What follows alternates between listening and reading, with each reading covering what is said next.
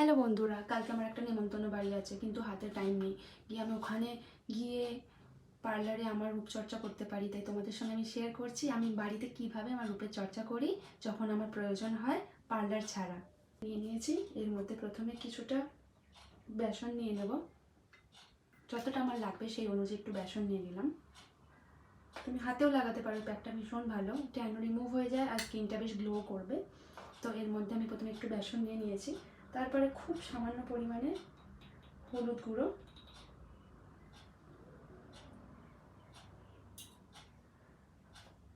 তারপর গোলাপ জল,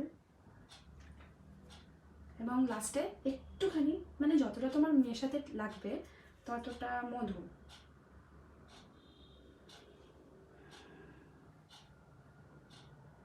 ব্যাস, এবার এটাকে ভালো করে গুলে আমি মুখে অ্যাপ্লাই করব। মুখে একটু অ্যাপ্লাই করে নিই, গলাতেও লাগিয়ে নেব। তারপর এটাকে 10 মিনিট রাখতে হবে, ওটাই তো সব থেকে কষ্টের বিষয়, মানে আমার মতো পাবলিকের কাছে যারা 2 মিনিটে রেডি হয়ে যায়। মুখে অ্যাপ্লাই করা ডান, কিন্তু এবার 10টা মিনিট ওয়েট করতে হবে। দেখি 10 মিনিট টাইম কখন শেষ।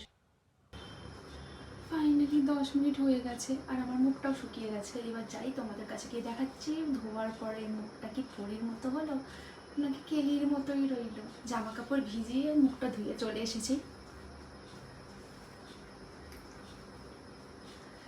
দেখো তো কেমন লাগছে আমার মুখটা ধোয়ার পরে, পরের মতো তাই না?